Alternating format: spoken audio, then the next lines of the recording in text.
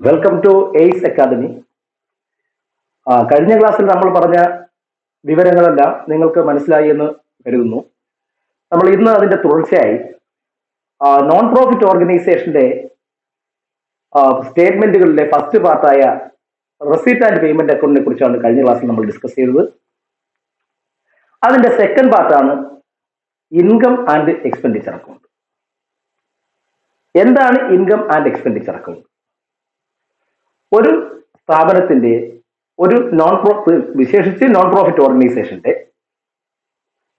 ഒരു അക്കൗണ്ടിങ് ഇയറിലെ ഒരു അക്കൗണ്ടിങ് പീരിയഡിലെ ആക്ടിവിറ്റീസിന്റെ നെറ്റ് റിസൾട്ട് മനസ്സിലാക്കുവാൻ വേണ്ടി തയ്യാറാക്കുന്ന ഒരു ഫിനാൻഷ്യൽ സ്റ്റേറ്റ്മെന്റ് ആണ് ഇൻകം ആൻഡ് എക്സ്പെൻഡിച്ചർ അക്കൗണ്ട്. അപ്പൊ സാധാരണ ഒരു ബിസിനസ് സ്ഥാപനത്തിലാണെങ്കിൽ ഇൻകം ആൻഡ് എക്സ്പെൻഡിച്ചർ അക്കൗണ്ടിന് പകരം പ്രോഫിറ്റ് ആൻഡ് ലോസ് അക്കൗണ്ട് തയ്യാറാക്കും. Non profit organisation profit motive അല്ലാത്തതുകൊണ്ട് പ്രോഫിറ്റ് മോട്ടീവ് അല്ല, അതുകൊണ്ട് തന്നെ അവർക്ക് പ്രോഫിറ്റ് ആൻഡ് ലോസ് അക്കൗണ്ട് തയ്യാറാക്കാൻ കഴിയില്ല. പകരം അവർ തയ്യാറാക്കുന്ന ഒരു ഫിനാൻഷ്യൽ സ്റ്റേറ്റ്മെന്റ് ആണ് ഇൻകം ആൻഡ് എക്സ്പെൻഡിച്ചർ അക്കൗണ്ട്. അപ്പോൾ it is just like that of profit and loss account. ഒരു പ്രോഫിറ്റ് ആൻഡ് ലോസ് അക്കൗണ്ടിന്റെ മാതൃകയാണ്. And it is also a nominal account. ഇതൊരു നോമിനൽ അക്കൗണ്ടുമാണ്. അപ്പൊ നമുക്കറിയാം നോമിനൽ അക്കൗണ്ട് തയ്യാറാക്കുന്ന മാതൃക അറിയാം. ഒരു നോമിനൽ അക്കൗണ്ട് തയ്യാറാക്കുന്നത് അതിന്റെ ക്രെഡിറ്റ് സൈഡിൽ ഇൻകങ്ങളും പ്രോഫിറ്റുകളും എടുക്കണം, ഡെബിറ്റ് സൈഡിൽ എക്സ്പെൻസുകളും ലോസുകളും എടുക്കണം. അപ്പൊ ഇൻകങ്ങൾ എടുക്കുമ്പോൾ നമ്മൾ ശ്രദ്ധിക്കേണ്ട കാര്യം, റവന്യൂ നേച്ചറിലുള്ള ഇൻകങ്ങൾ മാത്രമേ നമ്മൾ ഒരു ഇൻകം ആൻഡ് എക്സ്പെൻഡിച്ചർ അക്കൗണ്ടിന്റെ ക്രെഡിറ്റ് സൈഡിൽ എടുക്കാവൂ.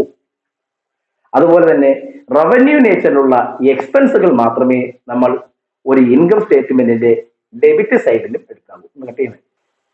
അപ്പോൾ ഇതാണ് ഒരു ഇൻകം ആൻഡ് എക്സ്പെൻഡിച്ചർ അക്കൗണ്ടിന്റെ മാതൃക. ഇൻകം ആൻഡ് എക്സ്പെൻഡിച്ചർ അക്കൗണ്ടിന്റെ ക്രെഡിറ്റ് സൈഡിൽ ഇൻകങ്ങളായിരിക്കും നമ്മൾ കാണിക്കുന്നത്. ഇൻകങ്ങൾ എന്ന് പറയുമ്പോൾ എല്ലാത്തരം റവന്യൂ നേച്ചറിലുള്ള ഇൻകങ്ങളുമായിരിക്കണം എടുക്കേണ്ടത്.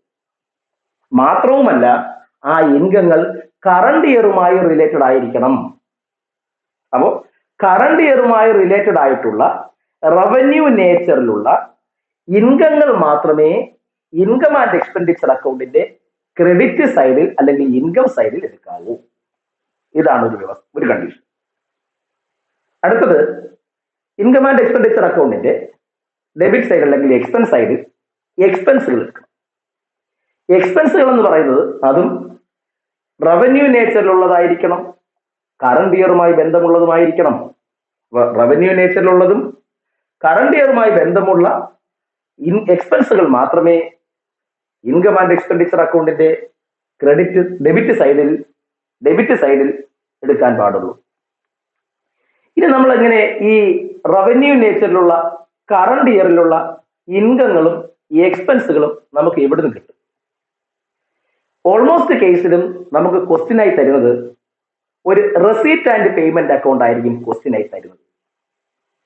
ഈ റെസീറ്റ് ആൻഡ് പേയ്മെന്റ് അക്കൗണ്ടിൽ ഡെബിറ്റ് സൈഡിലായിരിക്കും ഓൾ ടൈപ്സ് ഓഫ് ഇൻകങ്ങൾ എടുക്കുന്നത്. അവിടെ റെസീറ്റ് ആൻഡ് പേയ്മെന്റ് അക്കൗണ്ടിന്റെ ഡെബിറ്റ് സൈഡിൽ കാണിച്ചിരിക്കുന്ന എല്ലാത്തരം both revenue nature and capital nature, revenue നേച്ചറിലുള്ളതും ക്യാപിറ്റൽ നേച്ചറിലുള്ളതുമായ ഇൻകങ്ങളിൽ നിന്ന് റവന്യൂ നേച്ചറിലുള്ള ഇൻകങ്ങൾ മാത്രം സെലക്ട് ചെയ്ത് ഇൻകം ആൻഡ് എക്സ്പെൻഡിച്ചർ അക്കൗണ്ടിന്റെ ഇൻകം സൈഡിൽ കൊണ്ടുവരണം. ഒന്നുകൂടെ, റെസീറ്റ് ആൻഡ് പേയ്മെന്റ് അക്കൗണ്ടിന്റെ ഡെബിറ്റ് സൈഡിൽ, ഇൻകം സൈഡിൽ അല്ലെങ്കിൽ റെസീറ്റ് സൈഡിൽ കിടക്കുന്ന റവന്യൂ നേച്ചറിലുള്ള ഇൻകങ്ങളെ മാത്രം സെലക്ട് ചെയ്ത്, അത് കറണ്ട് ഇയറുമായി ബന്ധപ്പെട്ടതുമായിരിക്കണം. അപ്പൊ കറണ്ട് ഇയറുമായി ബന്ധപ്പെട്ടുള്ള റവന്യൂ നേച്ചറിലുള്ള ഇൻകങ്ങൾ മാത്രം കൊണ്ടുവന്ന് ഇൻകം ആൻഡ് എക്സ്പെൻഡിച്ചർ അക്കൗണ്ടിന്റെ ക്രെഡിറ്റ് സൈഡിൽ കാണിക്കണം. അതുപോലെ റെസീറ്റ് ആൻഡ് പേയ്മെന്റ് അക്കൗണ്ടിന്റെ ഡെബിറ്റ് സൈഡിലെ റവന്യൂ നേച്ചറിലുള്ളതും ക്യാപിറ്റൽ നേച്ചറിലുള്ളതുമായ എക്സ്പെൻസുകളാണ് കാണിച്ചിരിക്കുന്നത്, അല്ലെങ്കിൽ പേയ്മെന്റുകളായിരിക്കും കാണിച്ചിരിക്കുന്നത്. അതിൽ നിന്ന് റവന്യൂ നേച്ചറിലുള്ള കറണ്ട് ഇയറുമായി ബന്ധമുള്ള എക്സ്പെൻസുകൾ മാത്രം പരിഗണിച്ച് ഇൻകം ആൻഡ് എക്സ്പെൻഡിച്ചർ അക്കൗണ്ടിന്റെ ഡെബിറ്റ് സൈഡിലും കൊണ്ട് പോസ്റ്റ് ചെയ്യുമ്പോൾ ഒരു ഇൻകം ആൻഡ് എക്സ്പെൻഡിച്ചർ അക്കൗണ്ടിന്റെ നിർമ്മാണം പൂർത്തിയാകും. നമ്മൾ റവന്യൂ അക്കൗണ്ടിൽ എടുക്കാത്ത ചില ഐറ്റങ്ങൾ ഇൻകം ആൻഡ് എക്സ്പെൻഡിച്ചർ അക്കൗണ്ടിൽ നമ്മൾ പരിഗണിക്കാറുണ്ട്. അത് ഏതാണെന്ന് ചോദിച്ചാൽ, സാധാരണ അഡ്ജസ്റ്റ്മെന്റിൽ തരുന്ന ഐറ്റങ്ങൾ നമ്മൾ റവന്യൂ അക്കൗണ്ടിൽ എടുക്കാറില്ല. എന്നാൽ കറണ്ട് ഇയറുമായി ബന്ധപ്പെട്ട് വരുന്ന അഡ്ജസ്റ്റ്മെന്റുകൾ എന്തെങ്കിലും ഉണ്ടെങ്കിൽ അവയെ റവന്യൂ അക്കൗണ്ടിൽ ഇൻകം ആൻഡ് എക്സ്പെൻഡിച്ചർ അക്കൗണ്ടിൽ പരിഗണിക്കണം. ഉദാഹരണം പറഞ്ഞാൽ, ഔട്ട്സ്റ്റാൻഡിങ് സബ്സ്ക്രിപ്ഷൻ, ഈ വർഷം കിട്ടാനുള്ള സബ്സ്ക്രിപ്ഷന്റെ ഒരു ഭാഗം ക്ലോസിംഗ് ഡേറ്റ് ആയിട്ടും കിട്ടിയിട്ടില്ല. അതാണ് ഔട്ട്സ്റ്റാൻഡിങ് സബ്സ്ക്രിപ്ഷൻ. അങ്ങനെ ഔട്ട്സ്റ്റാൻഡിങ് എമൗണ്ടുകൾ, ഇൻകങ്ങളോ ഔട്ട്സ്റ്റാൻഡിങ് എക്സ്പെൻസുകളോ വന്നാൽ അത് കൺസേൺഡ് ഐറ്റത്തിനോടൊപ്പം നമ്മൾ അഡ്ജസ്റ്റ് ചെയ്യേണ്ടതായിട്ടുണ്ട്. അതുപോലെ തന്നെ ഒരു ഇൻകം ആൻഡ് എക്സ്പെൻഡിച്ചർ അക്കൗണ്ടിന്റെ ക്രെഡിറ്റ് സൈഡിലോ ഡെബിറ്റ് സൈഡിലോ ഒന്നിന്റെയും ഓപ്പണിംഗ് ബാലൻസുകൾ വരാറില്ല. ഓപ്പണിംഗ് ബാലൻസ് എടുക്കില്ല, ക്ലോസിംഗ് ബാലൻസും എടുക്കില്ല. അപ്പോ ഓപ്പണിംഗ് ബാലൻസും ക്ലോസിംഗ് ബാലൻസും ഇൻകം ആൻഡ് എക്സ്പെൻഡിച്ചർ അക്കൗണ്ടിൽ എടുക്കാറില്ല. അഡ്ജസ്റ്റ്മെന്റുകൾ, കറണ്ട് ഇയറുമായി ബന്ധപ്പെട്ട് വരുന്ന അഡ്ജസ്റ്റ്മെന്റുകൾ പരിഗണിക്കണം. കറണ്ട് ഇയറുമായി ബന്ധപ്പെട്ട് വരുന്ന ഇൻകങ്ങളും എക്സ്പെൻസുകളും മാത്രമേ പരിഗണിക്കാവൂ. അവസാനം ഈ ഇൻകം ആൻഡ് എക്സ്പെൻഡിച്ചർ അക്കൗണ്ട് നമ്മളത് ബാലൻസ് ചെയ്യുമ്പോൾ ഇൻകം സൈഡാണ് കൂടി വരുന്നതെങ്കിൽ ആ വ്യത്യാസത്തെ സർപ്ലസ് എന്ന് കാണിക്കണം.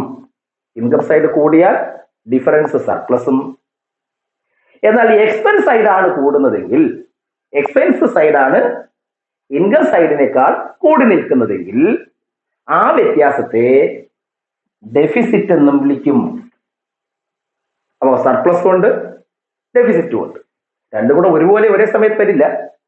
അപ്പൊ ഇൻകം സൈഡാണ് കൂടുന്നതെങ്കിൽ ഡിഫറൻസ് സർപ്ലസും, എക്സ്പെൻസ് സൈഡാണ് കൂടുന്നതെങ്കിൽ ഡിഫറൻസ് ഡെഫിസിറ്റും പറയും. ഈ രീതിയിലാണ് പൊതുവെ ഒരു ഇൻകം സ്റ്റേറ്റ്മെന്റ് തയ്യാറാക്കുന്നത്, അല്ലെങ്കിൽ ഒരു ഇൻകം ആൻഡ് എക്സ്പെൻഡിച്ചർ അക്കൗണ്ട് തയ്യാറാക്കുന്നത്. ഇൻകം ആൻഡ് എക്സ്പെൻഡിച്ചർ അക്കൗണ്ട് തയ്യാറാക്കാൻ ആവശ്യമായിട്ടുള്ള ഇൻഫർമേഷൻസ് സാധാരണഗതിയിൽ നമുക്ക് ലഭിക്കുന്നത് റെസീറ്റ് ആൻഡ് പേയ്മെന്റ് അക്കൗണ്ടിൽ നിന്നായിരിക്കും. അപ്പോൾ ഒരു റെസീറ്റ് ആൻഡ് പേയ്മെന്റ് അക്കൗണ്ട് ആയിരിക്കും നമുക്കൊരു ക്വസ്റ്റ്യൻ ആയി തരുന്നത്. ആ റെസീറ്റ് ആൻഡ് പേയ്മെന്റ് അക്കൗണ്ട് നോക്കി അതിലുള്ള കറണ്ട് ഇയറുമായി ബന്ധപ്പെട്ട് വരുന്ന റവന്യൂ ഇൻകങ്ങൾ ഇൻകം ആൻഡ് എക്സ്പെൻഡിച്ചർ അക്കൗണ്ടിന്റെ ക്രെഡിറ്റിലും, റവന്യൂ എക്സ്പെൻസുകൾ ഇൻകം ആൻഡ് എക്സ്പെൻഡിച്ചർ അക്കൗണ്ടിന്റെ ഡെബിറ്റിലും ക്രമപ്പെടുത്തി എഴുതുക. ഇനി നമുക്ക് പറയാനുള്ളത്, ഒരു നോൺ പ്രോഫിറ്റ് ഓർഗനൈസേഷന്റെ ഫിനാൻഷ്യൽ സ്റ്റേറ്റ്മെന്റുകളിൽ കാണപ്പെടുന്ന ചില ടേമുകളുണ്ട്, ചില ഐറ്റങ്ങളുണ്ട്. അവയെക്കുറിച്ച് പരിചയപ്പെടാം. അതില് ഒന്ന് എൻട്രൻസ് ഫീസ്. എൻട്രൻസ് ഫീസ് എന്ന് പറഞ്ഞാൽ, ഒരു നോൺ പ്രോഫിറ്റ് ബിസിനസ് ഓർഗനൈസേഷൻ ആണ് ഒരു ക്ലബ്ബ്. ഈ ക്ലബില് മെമ്പർഷിപ്പ് എടുത്തിട്ടുള്ള അല്ലെങ്കിൽ മെമ്പർഷിപ്പ് എടുക്കാൻ വരുന്ന വ്യക്തികളിൽ നിന്ന് ലഭിക്കുന്ന ഒരു അഡ്മിഷൻ ഫീസാണ് എൻട്രൻസ് ഫീസ്. ഈ എൻട്രൻസ് ഫീസ് സാധാരണ ഒരു നോൺ പ്രോഫിറ്റ് ഓർഗനൈസേഷന്റെ ഇൻകമായി എടുക്കണം. അത് റവന്യൂ ഇൻകമാണ്, അതിനെ ഒരു ഇൻകമായിട്ട് എടുക്കുക. അടുത്തത് സബ്സ്ക്രിപ്ഷൻസ്. സബ്സ്ക്രിപ്ഷൻസ് എന്ന് പറയുമ്പോൾ മെമ്പർഷിപ്പ് എടുത്തിട്ടുള്ള വ്യക്തികളിൽ നിന്ന്, മെമ്പേഴ്സിൽ നിന്ന് എല്ലാ വർഷവും റെഗുലറായി കിട്ടുന്ന ഒരു വരുമാനമാണ് സബ്സ്ക്രിപ്ഷൻ. ഈ സബ്സ്ക്രിപ്ഷനും ഒരു റവന്യൂ ഇൻകമാണ്. അതുപോലെ തന്നെ സ്പെഷ്യൽ സബ്സ്ക്രിപ്ഷൻസ് ഉണ്ടാകും. സ്പെഷ്യൽ സബ്സ്ക്രിപ്ഷൻ, ആ സ്പെഷ്യൽ സബ്സ്ക്രിപ്ഷൻ ചില സ്പെഷ്യൽ പർപ്പസിന് വേണ്ടി മാത്രമേ ഉപയോഗിക്കാവൂ. അതുകൊണ്ട് അതിനെ എല്ലായ്പ്പോഴും റവന്യൂ ഇൻകമായി എടുക്കാൻ ഒക്കില്ല, അതിനെ ഇൻകം ആൻഡ് എക്സ്പെൻഡിച്ചർ അക്കൗണ്ടിൽ കാണിക്കുകയും വേണ്ട. പക്ഷെ ഒരു നോൺ പ്രോഫിറ്റ് ഓർഗനൈസേഷന്റെ ഒരു വരുമാനമാണ്, അതിന് നമ്മൾ റവന്യൂ റെസിപ്റ്റ് ആൻഡ് പേയ്മെന്റ് അക്കൗണ്ടിൽ കാണിച്ചാൽ മതിയാവും. അതുപോലെ തന്നെ ഡൊണേഷൻസ് എന്ന് പറയുമ്പോൾ ഇതൊരു ഗിഫ്റ്റായി ജനങ്ങളിൽ നിന്നോ ഓർഗനൈസേഷൻസിൽ നിന്നോ കിട്ടുന്ന ഗിഫ്റ്റായിരിക്കും. ഈ ഗിഫ്റ്റുകൾ സ്പെഷ്യൽ പർപ്പസിന് വേണ്ടി കിട്ടുന്ന ഗിഫ്റ്റ് ആണെങ്കിൽ അത് ക്യാപിറ്റൽ നേച്ചർ ഉള്ളതാണ്. അതിനെ നമുക്ക് ഇൻകം ആൻഡ് എക്സ്പെൻഡിച്ചർ അക്കൗണ്ടിൽ എടുക്കാൻ പാടില്ല. എന്നാൽ ജനറലി കിട്ടുന്ന ഡൊണേഷൻസ്, സ്മോൾ എമൗണ്ട് ആയി കിട്ടുന്ന ഡൊണേഷൻസ് നമുക്ക് ഒരു റവന്യൂ ഇൻകം ആയിട്ട് എടുക്കാം. അതിനെ ഇൻകം ആൻഡ് എക്സ്പെൻഡിച്ചർ അക്കൗണ്ടിലെ ഇൻകം ആയിട്ട് എടുക്കാം. അതുപോലെ തന്നെ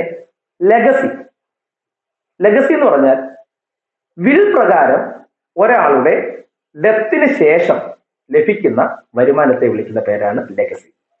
ഇതും ക്യാപിറ്റൽ നേച്ചറിലുള്ള ഒരു ഇൻകമാണ്. ഇതിനെ നമ്മൾ സാധാരണ ഇൻകം ആൻഡ് എക്സ്പെൻഡിച്ചർ അക്കൗണ്ടിൽ എടുക്കാറില്ല. എന്നാൽ ചെറിയ ചെറിയ തുകകൾ വലുതുമാണെങ്കിൽ അതിനെ നമുക്ക് ഇൻകം ആൻഡ് എക്സ്പെൻഡിച്ചർ അക്കൗണ്ടിന്റെ ഡെബിറ്റ് സൈഡിൽ എടുക്കാം. അതുപോലെ മറ്റൊരു ഐറ്റം എന്ന് പറയുന്നത് sale of old news paper. പഴയ ജേണലുകളോ പീരിയോഡിക്കൽസും പത്രങ്ങളും ഒക്കെ വിറ്റ് കിട്ടുന്ന വരുമാനം റവന്യൂ ഇൻകമാണ്.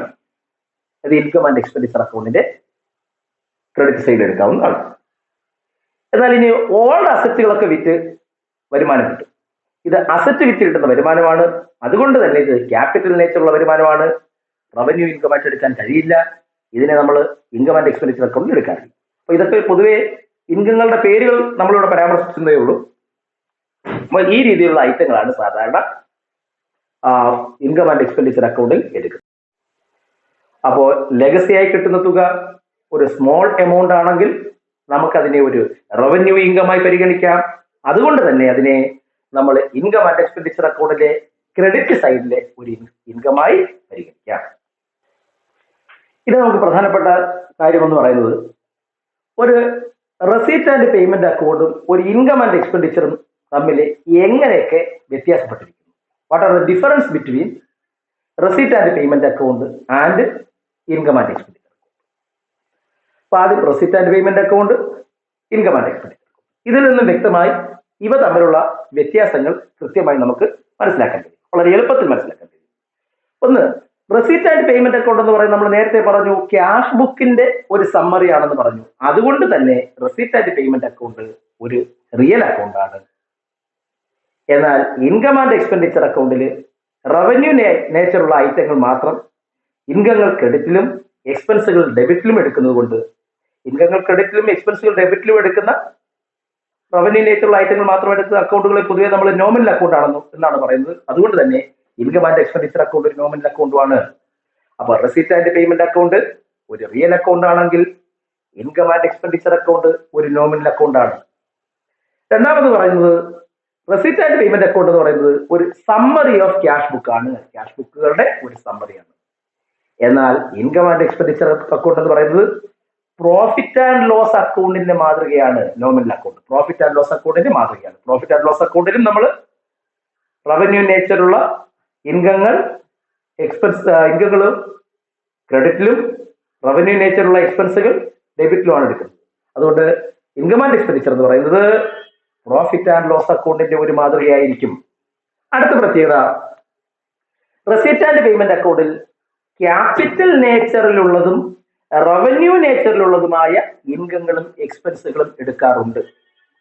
ക്യാപിറ്റൽ നേച്ചറിലുള്ളതും റവന്യൂ നേച്ചറിലുള്ള ഐറ്റങ്ങൾ എല്ലാം തന്നെ എടുക്കാറുണ്ട്. എന്നാൽ ഇൻകം ആൻഡ് എക്സ്പെൻഡിച്ചർ അക്കൗണ്ടിൽ റവന്യൂ നേച്ചറുള്ള ഐറ്റങ്ങൾ മാത്രമേ നമ്മൾ പരിഗണിക്കാവൂ. ഇൻകം ആൻഡ് എക്സ്പെൻഡിച്ചർ അക്കൗണ്ടിൽ റവന്യൂ നേച്ചറിലുള്ള ഐറ്റങ്ങൾ മാത്രമേ നമ്മൾ എടുക്കാവൂ. അടുത്ത പ്രത്യേകത, ഒരു റെസീറ്റ് ആൻഡ് പേയ്മെന്റ് അക്കൗണ്ടിന്റെ ഡെബിറ്റ് സൈഡില് റെസീറ്റുകൾ മാത്രമേ നമ്മൾ കാണിക്കാറുള്ളൂ. റെസീറ്റ് ആൻഡ് പേയ്മെന്റ് അക്കൗണ്ടിന്റെ ഡെബിറ്റ് സൈഡിൽ റെസീറ്റുകളും പേയ്മെന്റ് സൈഡിൽ അല്ലെങ്കിൽ ക്രെഡിറ്റ് സൈഡിൽ പേയ്മെന്റുകളുമായിരിക്കും എടുക്കുന്നത്. എന്നാൽ ഇൻകം ആൻഡ് എക്സ്പെൻഡിച്ചർ അക്കൗണ്ടിന്റെ ഡെബിറ്റ് സൈഡിൽ എക്സ്പെൻസുകളും, ഇൻകം ആൻഡ് എക്സ്പെൻഡിച്ചർ അക്കൗണ്ടിന്റെ ഡെബിറ്റ് സൈഡിൽ എക്സ്പെൻസുകളും ക്രെഡിറ്റ് സൈഡിൽ ഇൻകങ്ങളുമായിരിക്കും എടുക്കുന്നത്. അടുത്ത പ്രത്യേകത,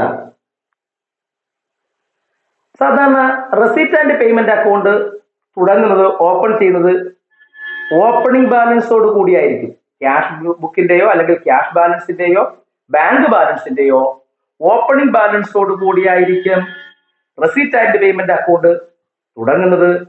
ക്ലോസ് ചെയ്യുന്നത് ക്യാഷിന്റെയോ ബാങ്കിന്റെയോ ക്ലോസിംഗ് ബാലൻസോട് കൂടിയായിരിക്കും.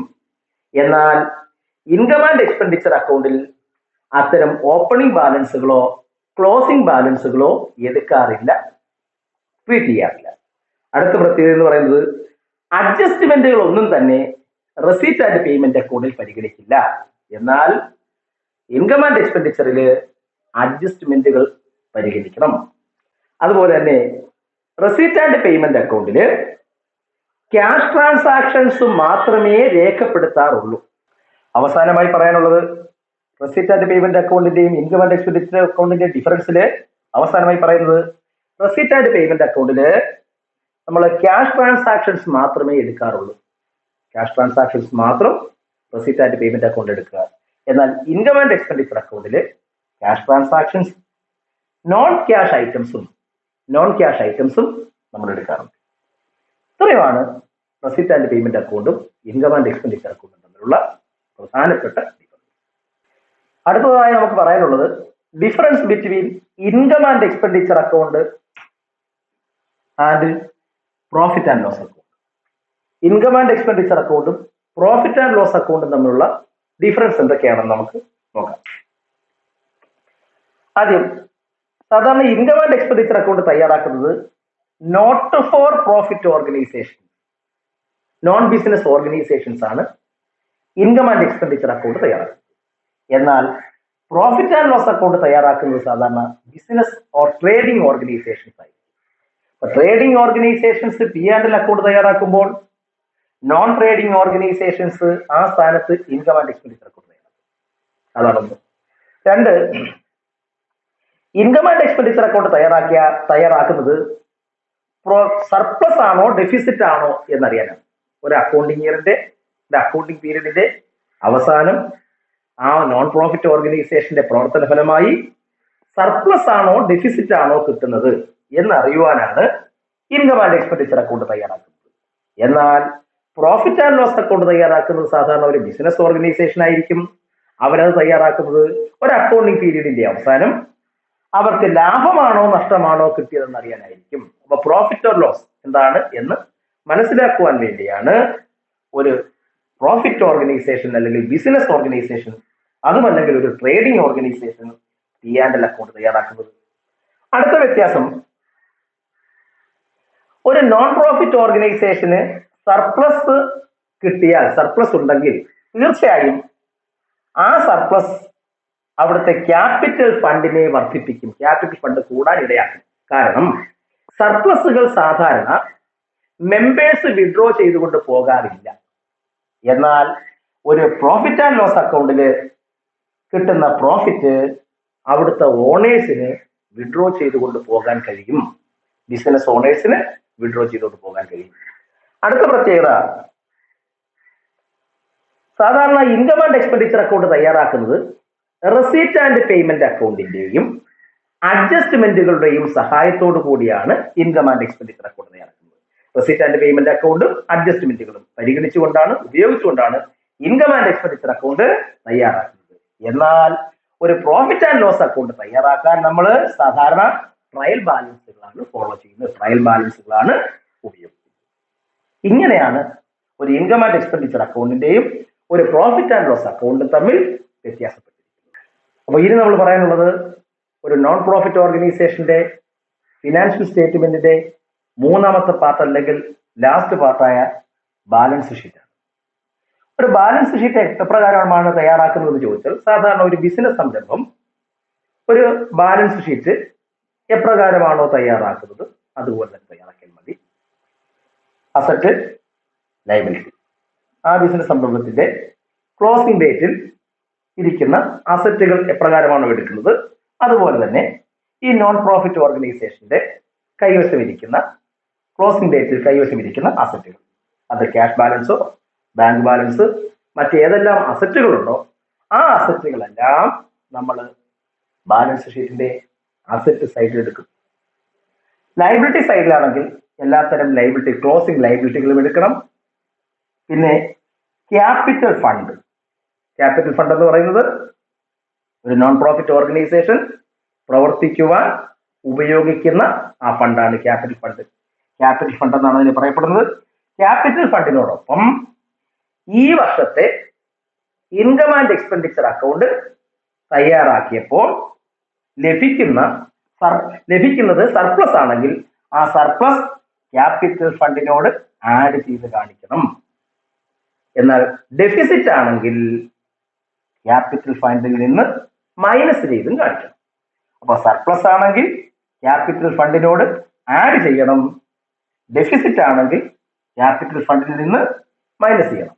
അപ്പൊ നമുക്ക് ക്വസ്റ്റ്യനിൽ capital fund, opening capital fund തന്നിരുന്നാൽ ആ ഓപ്പണിംഗ് ക്യാപിറ്റൽ ഫണ്ട് ബാലൻസ് ഷീറ്റിന്റെ ലയബിലിറ്റി സൈഡിൽ എടുത്തിട്ട് ആ ഓപ്പണിംഗ് ക്യാപിറ്റൽ ഫണ്ടിനോടൊപ്പം സർപ്ലസും കൂടെ പ്ലസ് ചെയ്ത് നമ്മളുടെ capital fund, closing capital fund കാണിക്കും. എന്നാൽ ചില സമയങ്ങളിൽ ക്വസ്റ്റ്യനിൽ നമുക്ക് ഓപ്പണിംഗ് ക്യാപിറ്റൽ ഫണ്ട് തരില്ല. അത്തരം സാഹചര്യങ്ങളിൽ നമ്മൾ എന്ത് ചെയ്യണം? ഒരു ഓപ്പണിംഗ് ക്യാപിറ്റൽ ഫണ്ട് കണ്ടെത്തണം. ആ ഓപ്പണിംഗ് ക്യാപിറ്റൽ ഫണ്ട് കണ്ടെത്താൻ നമ്മൾ ഒരു അഡീഷണൽ ആയിട്ടൊരു ബാലൻസ് ഷീറ്റ് തയ്യാറാക്കണം. ആ ബാലൻസ് ഷീറ്റിനെ നമ്മൾ ഓപ്പണിംഗ് ബാലൻസ് ഷീറ്റ് എന്ന് പറയും. എങ്ങനെയാണ് ഒരു ഓപ്പണിംഗ് ബാലൻസ് ഷീറ്റ് തയ്യാറാക്കുന്നത് എന്ന് നമുക്ക് നോക്കാം. അപ്പോൾ നമ്മൾ പറഞ്ഞു, ഒരു ബാലൻസ് ഷീറ്റ് തയ്യാറാക്കുമ്പോൾ ഓപ്പണിംഗ് ക്യാപിറ്റൽ ഫണ്ട് ഉണ്ടായിരിക്കണമെന്ന് പറഞ്ഞു. ഒരുപക്ഷെ ഓപ്പണിംഗ് ക്യാപിറ്റൽ ഫണ്ട് ക്വസ്റ്റ്യനിൽ തന്നിട്ടില്ല എങ്കിൽ നമ്മൾ ഓപ്പണിംഗ് ക്യാപിറ്റൽ ഫണ്ട് കണ്ടെത്തണം. അതിനുവേണ്ടി നമ്മൾ അഡീഷണൽ ആയി ഒരു സ്റ്റേറ്റ്മെന്റ് തയ്യാറാക്കണം. അതിന്റെ പേരാണ് സ്റ്റേറ്റ്മെന്റ് ഓഫ് അഫയേഴ്സ് അല്ലെങ്കിൽ ഓപ്പണിംഗ് ബാലൻസ് ഷീറ്റ്. എന്താണ് ഓപ്പണിംഗ് ബാലൻസ് ഷീറ്റ് എന്ന് വെച്ചാൽ, ഓപ്പണിംഗ് ടൈമിൽ അല്ലെങ്കിൽ ഓപ്പണിംഗ് ഡേറ്റിലെ അസറ്റുകളും ലയബിലിറ്റികളും തന്നിട്ടുണ്ടെങ്കിൽ അവ ഉപയോഗിച്ചുകൊണ്ട് തയ്യാറാക്കുന്ന ഒരു അഡീഷണൽ സ്റ്റേറ്റ്മെന്റ് ആണ് സ്റ്റേറ്റ്മെന്റ് ഓഫ് അഫയേഴ്സ് അല്ലെങ്കിൽ ഓപ്പണിംഗ് ബാലൻസ് ഷീറ്റ്. ഇതും ഒരു ബാലൻസ് ഷീറ്റ് തന്നെയാണ്. പക്ഷെ ഇവിടെ നമ്മൾ എടുക്കുന്നത് ഓപ്പണിംഗ് ഡേറ്റിൽ ഇരിക്കുന്ന അസറ്റുകളും ഓപ്പണിംഗ് ഡേറ്റിൽ ഇരിക്കുന്ന ലയബിലിറ്റികളും മാത്രം ഉപയോഗിച്ചുകൊണ്ട് തയ്യാറാക്കുന്ന ഒരു സ്റ്റേറ്റ്മെന്റ് ആണ് ഈ ഓപ്പണിംഗ് ബാലൻസ് ഷീറ്റ് അല്ലെങ്കിൽ ഓപ്പണിംഗ് സ്റ്റേറ്റ്മെന്റ് ഓഫ് അഫയേഴ്സ് എന്ന് പറയുന്നത്. ഇതിൽ നമ്മുടെ റെസിപ്റ്റ് ആൻഡ് പേയ്മെന്റ് അക്കൗണ്ടിലോ അഡ്ജസ്റ്റ്മെന്റിലോ വന്നിരിക്കുന്ന ഓപ്പണിംഗ് ക്യാഷ് ഉണ്ടെങ്കിൽ, ഇവിടെ ഒരു മാതൃകയാണിത്. ഓപ്പണിംഗ് ക്യാഷ് ഉണ്ടെങ്കിൽ ഓപ്പണിംഗ് ഡേറ്റ് എഴുതി കഴിഞ്ഞാൽ പിന്നെ ഓപ്പണിംഗ് ക്യാഷ് മാത്രമേ എഴുതാവൂ. ഓപ്പണിംഗ് ക്യാഷും ക്ലോസിംഗ് ക്യാഷും കാണും. അതിൽ ഓപ്പണിംഗ് ക്യാഷ് മാത്രം എടുത്തെഴുതുക. അതുപോലെ തന്നെ ഓപ്പണിംഗ് ഡേറ്റിൽ ഇരിക്കുന്ന ഓരോ അസറ്റുകളും, അത് കറണ്ട് അസറ്റുകളാണെങ്കിലും ഫിക്സഡ് അസറ്റുകളാണെങ്കിലും, ആ ഓപ്പണിംഗ് ഡേറ്റിൽ ഇരിക്കുന്ന അസറ്റുകൾ നമ്മളിവിടെ കാണിക്കണം. ഓപ്പണിംഗ് സ്റ്റോക്ക്, ഓപ്പണിംഗ് ടൈമിൽ ഇരിക്കുന്ന ഫർണിച്ചർ, ഓപ്പണിംഗ് ഇപ്പോൾ ക്ലബുകളൊക്കെ ആണെങ്കിൽ ഓപ്പണിംഗ് ഡേറ്റിൽ ഇരിക്കുന്ന ബുക്സ്, ലൈബ്രറി ബുക്ക് കാണും. ലൈബ്രറിയൊക്കെ ആണെങ്കിൽ ലൈബ്രറി ബുക്സ് എത്ര ഇവിടെ ഓപ്പണിംഗ് ലൈബ്രറി ബുക്സ് ഉണ്ടോ അതെടുത്തിരുന്നു. അങ്ങനെ അതെല്ലാം അസറ്റുകളെല്ലാം ഓപ്പണിംഗ് ഡേറ്റിൽ ഇരിക്കുന്ന അസറ്റുകളെല്ലാം അസറ്റ് സൈഡിൽ നമ്മൾ പോസ്റ്റ് ചെയ്തു. ഇനി ഓപ്പണിംഗ് സമയത്തിരിക്കുന്ന ലയബിലിറ്റികളൊക്കെ എന്തൊക്കെയുണ്ടോ ആ ലയബിലിറ്റികളെല്ലാം സാധാരണഗതിയിൽ ബാലൻസ് ഷീറ്റിൽ ചെയ്യുന്നത് പോലെ ലയബിലിറ്റി സൈഡിൽ എടുത്ത് പോസ്റ്റ് ചെയ്യുക. ലയബിലിറ്റി സൈഡിൽ subscription received in advance opening liability ആണ്. അതെഴുതി. ഔട്ട്സ്റ്റാൻഡിംഗ് സാലറി ഉണ്ടെങ്കിൽ അങ്ങനെയുള്ള എക്സ്പെൻസുകൾ, ഔട്ട്സ്റ്റാൻഡിംഗ് എക്സ്പെൻസുകൾ വല്ലതും ഉണ്ടെങ്കിൽ അത് എടുത്തെഴുതുന്നു. കൊടുത്തു തീർക്കാനുള്ള ലയബിലിറ്റികളുണ്ട്. ഇത് എഴുതുമ്പോൾ സാധാരണ നമ്മളൊരു ബാലൻസ് ഷീറ്റ് തയ്യാറാക്കുമ്പോൾ അസറ്റ് സൈഡിന്റെ ടോട്ടലും ലയബിലിറ്റി സൈഡിന്റെ ടോട്ടലും ഈക്വലായി വരികയാണ് ചെയ്യുന്നത്. ഈക്വലായി വരാറുണ്ട്. എന്നാൽ ഒരു ഓപ്പണിംഗ് ബാലൻസ് ഷീറ്റ് തയ്യാറാക്കുമ്പോൾ അസറ്റ് സൈഡ് കൂടുതലും ലയബിലിറ്റി സൈഡ് കുറവുമായി കാണപ്പെടും. അല്ലെങ്കിൽ അസറ്റ് സൈഡ് കൂടുതലും ലയബിലിറ്റി സൈഡ് കുറവുമായിരിക്കും.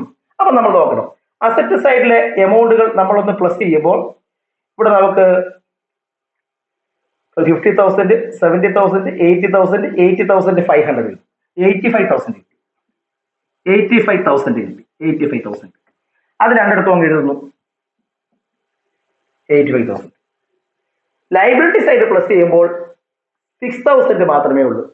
6,000. അപ്പൊ ആ ഡിഫറൻസ് എത്ര ആണോ ആ ഡിഫറൻസ് ആയിരിക്കും നമ്മുടെ ഓപ്പണിംഗ് ക്യാപിറ്റൽ ഫണ്ട്. അപ്പോ ഓപ്പണിംഗ് ക്യാപിറ്റൽ ഫണ്ട് എന്ന് പറയുന്നത് ഈ അസറ്റിന്റെ ടോട്ടലിൽ നിന്ന് ഈ കിട്ടിയിരിക്കുന്ന പോസ്റ്റ് ചെയ്തിരിക്കുന്ന ലയബിലിറ്റിയുടെ ടോട്ടൽ മൈനസ് ചെയ്യുക. മൈനസ് ചെയ്യുമ്പോൾ നമുക്ക് എത്ര കിട്ടുന്നു? 79 കിട്ടുന്നു. 79 കിട്ടും. അപ്പൊ ഈ 79നെയാണ് നമ്മൾ ഓപ്പണിംഗ് ക്യാപിറ്റൽ ഫണ്ട് എന്ന് പറയുന്നത്. ഈ ഓപ്പണിംഗ് ക്യാപിറ്റൽ ഫണ്ട് ഉപയോഗിച്ചുകൊണ്ട് വേണം ക്ലോസിംഗ് ഡേറ്റിലെ യഥാർത്ഥ ഫൈനൽ ബാലൻസ് ഷീറ്റ് തയ്യാറാക്കാൻ. ഇപ്രകാരമാണ് നമ്മളൊരു ഫിനാൻഷ്യൽ സ്റ്റേറ്റ്മെന്റ് ബാലൻസ് ഷീറ്റ് തയ്യാറാക്കുന്നത്. അപ്പോൾ ഇതോടുകൂടി നമ്മുടെ +2 ക്ലാസിന്റെ അക്കൗണ്ടൻസിയുടെ ഫസ്റ്റ് ചാപ്റ്ററായ അക്കൗണ്ടിംഗ് ഫോർ നോൺ പ്രോഫിറ്റ് ഓർഗനൈസേഷന്റെ ഫസ്റ്റ് ചാപ്റ്റർ പൂർത്തിയായിരിക്കുന്നു. അപ്പോൾ നമുക്ക് ഇതൊന്ന് റിവൈസ് ചെയ്താൽ നമ്മളിവിടെ പറഞ്ഞ കാര്യങ്ങൾ എന്താണ് നോൺ പ്രോഫിറ്റ് ഓർഗനൈസേഷൻ എന്താണെന്ന് നമ്മൾ പറഞ്ഞു, അതിന്റെ പ്രത്യേകതകൾ പറഞ്ഞു, നോൺ പ്രോഫിറ്റ് ഓർഗനൈസേഷൻസ് തയ്യാറാക്കുന്ന പ്രധാനപ്പെട്ട ഫിനാൻഷ്യൽ സ്റ്റേറ്റ്മെന്റുകൾ എന്തെന്ന് പറഞ്ഞു. ഏതൊക്കെയായിരിക്കും ഫിനാൻഷ്യൽ സ്റ്റേറ്റ്മെന്റുകൾ? Receipt and payment account, income and expenditure account, balance sheet. അതുപോലെ തന്നെ ഇവ തമ്മിലുള്ള പ്രധാനപ്പെട്ട വ്യത്യാസങ്ങൾ പറഞ്ഞു.